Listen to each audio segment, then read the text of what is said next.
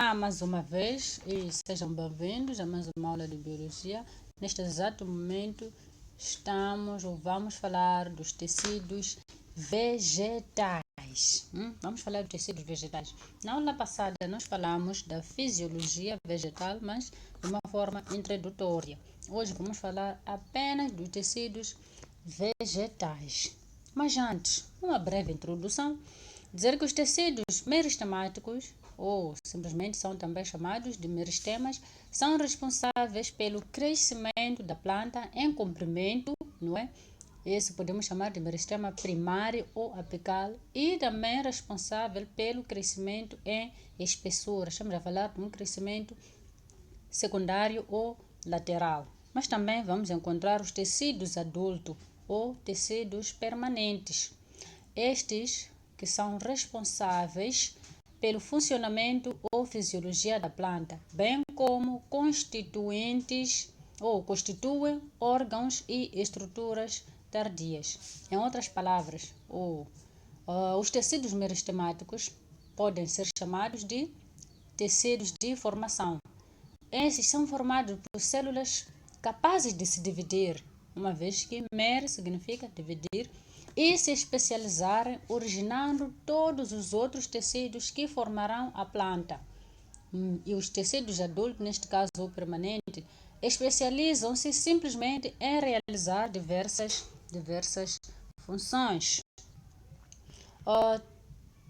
Tipos de tecidos vegetais. Nós vamos encontrar os tecidos meristemáticos, de condução, de preenchimento, de sustentação e de revestimento.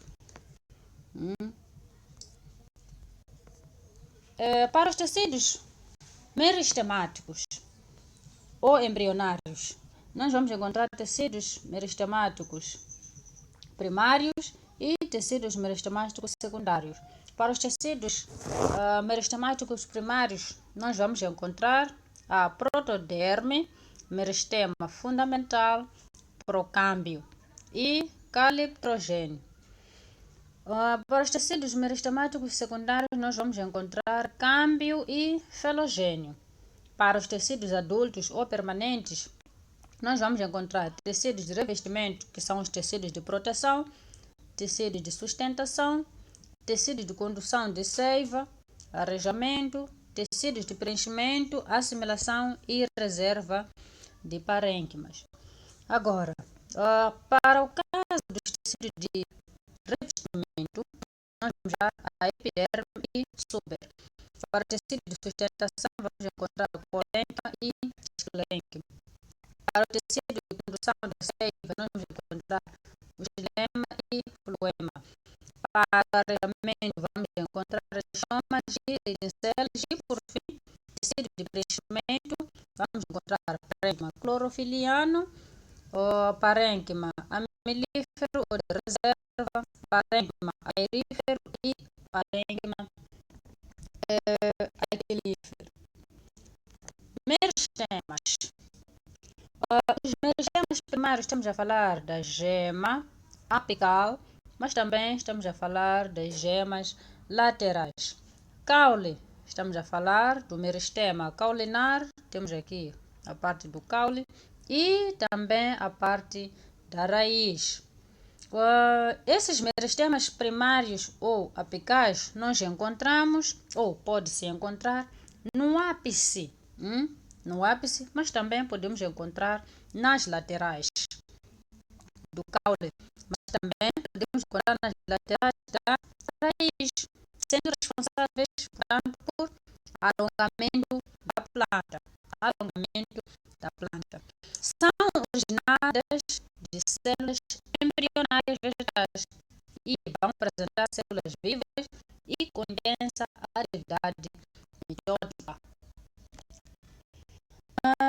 Meristemas são formados por um conjunto de células com características embrionárias, isto é, não são especializadas e têm grande capacidade de divisão, podendo dar origem a qualquer outro tipo de tecido. As células são pequenas, com finas membranas, citoplasma abundante, ausência total ou quase total de vapores e dotado de núcleo grande e central. Aqui nós vamos encontrar o meristema apical ou e lateral. Então, os dois aí já vimos lá atrás. Este pequeno esquema demonstra exatamente o que já vimos atrás. Os meristemas apicais temos a protoderme, o meristema fundamental e procâmbio. Para os tecidos que fazem parte dos meristemas primários, nós vamos ter a epiderme, parênquima, colênquima, esclerênquima, xilema primário, fluema primário e câmbio vascular. Esta figura mostra exatamente onde podemos encontrar os meristemas apicais mais caulinares, da parte da raiz do caule. Então, temos aí a presença dos meristemas apicais mais caulinares. Outro exemplo, já numa planta viva, que podemos ver um meristema apical no ápice de uma planta. Se for o caso da raiz, podemos observar, projetar, está aqui nas laterais, não é, da raiz. Temos a protoderme, procâmbio e meristema fundamental. Tipos de meristemas primários. Nós vamos encontrar caliptrogênio, que é encontrado nas raízes.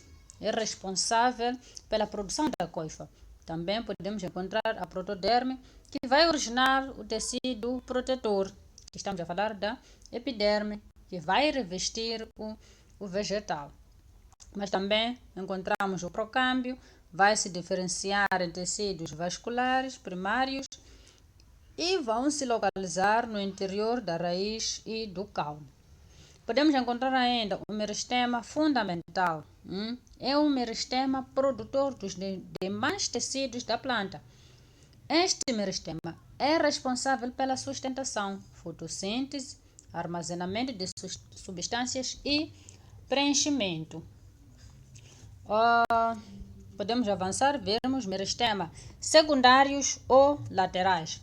Estes são derivados de células adultas, mas que já estão diferenciadas, que recuperaram a atividade mitótica com o auxílio de hormônios. Continuando a falar dos meristemas secundários ou laterais, lembrar que esses meristemas são responsáveis pelo crescimento secundário, que é o crescimento em espessura da planta, e são exclusivas. Esse tipo de meristemas só são encontrados em angiospermas, dicotiledôneas e gimnospermicas.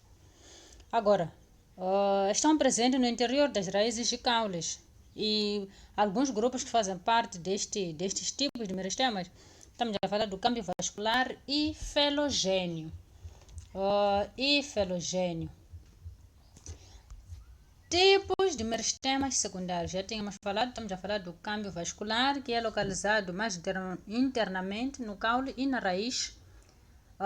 Produz novos vasos condutores de seiva à medida que o vegetal aumenta de espessura. Do crescimento interno resulta o xilema e do crescimento externo resulta o fluema.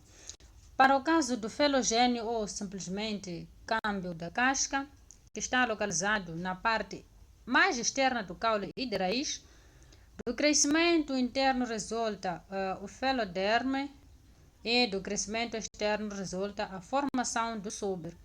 O conjunto formado pelo felogênio, feloderme e suber é chamado de periderme. Temos aí um exemplo de um caule cortado de uma forma transversal.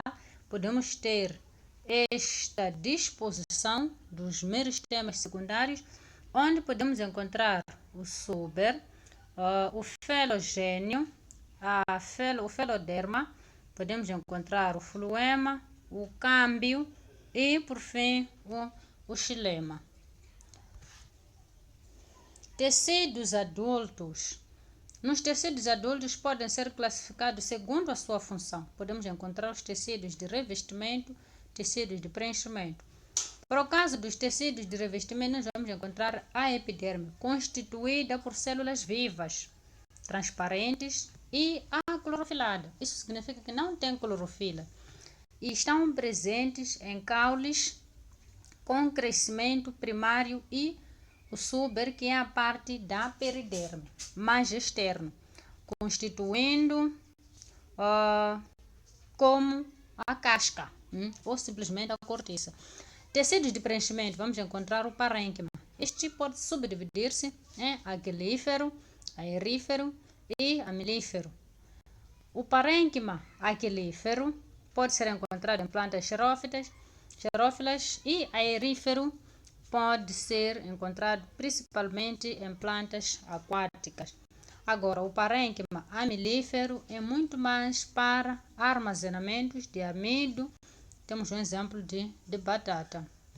Caso do parênquima clorofiliano, este realiza a fotossíntese e está presente em caules e folhas. Exemplo do corte de uma folha, simplesmente ou principalmente para ver a parte dos parênquimas mais clorofiliano. Tecidos de revestimento e proteção. Estamos a falar do suber. O suber é originado pela atividade do felogênio. Protege as partes mais antigas do caule e da raiz. Além disso, atua como isolante térmico. É formado por várias camadas de células mortas e ocas, que possuem as paredes revestidas por um líquido impermeável chamado suberina. À medida que o suber acumula, as camadas mais externas racham-se e desprendem-se do caule, sendo chamados de ritidomas. É do suber onde se extrai a cortiça. Tecidos adultos.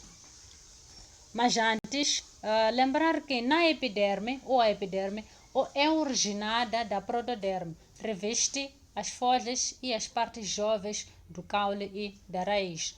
Na raiz, a epiderme não apresenta cutina e suas células formam prolongamentos, os pelos absorventes. Esses pelos servem para aumentar a superfície de absorção de água e sais minerais. Por causa da epiderme, ainda pode apresentar algumas especializações. Por exemplo, em clima seco, forma um emaranhado na superfície da folha, que ajuda. Continuando, mas desta vez vamos falar dos tecidos de sustentação. Desta vez vamos falar do colênquima, que é constituída de células vivas ricas em celulose e pectina, com grande flexibilidade.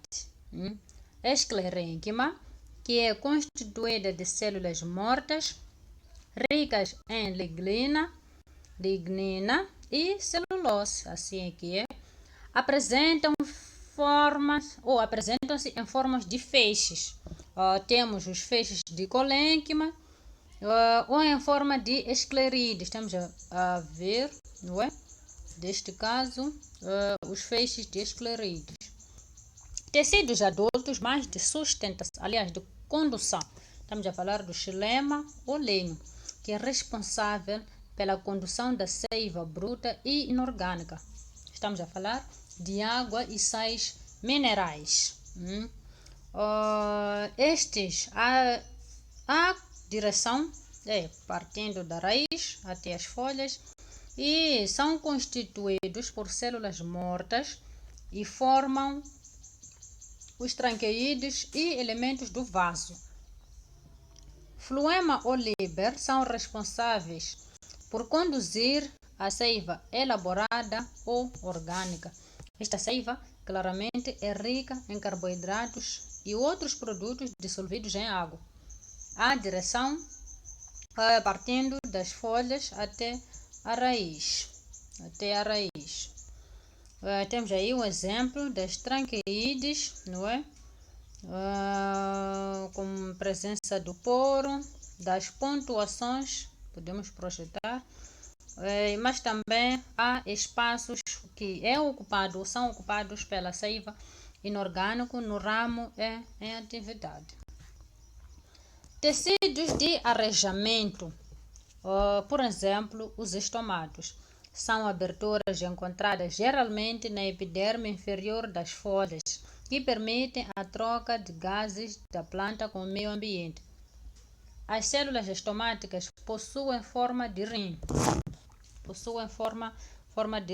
ou halteres, sendo as únicas células epidérmicas a apresentarem cloroplastos. As células estomáticas deixam entre si um orifício denominado ostíolos, através do qual ocorrem as trocas gasosas. A abertura do ostíolo pode aumentar ou diminuir de acordo com a perda de água. Temos aí a presença do estoma, com as células guarda. Temos o ostíolos, que é o local onde vai regular a abertura e fechamento do estômago. Lembrar que os estomas são encontrados na parte superior das folhas. Temos aí a presença de um estômago, mas vista ao microscópio, e está com o estíolo aberto. Ainda no caso dos tecidos de arranjamento, mas desta vez vamos falar das lenticelas, estão presentes no suber, são formadas por grupos de células arredondadas com espaços intercelulares pelos quais o oxigênio passa para os tecidos internos da planta. Até a próxima aula.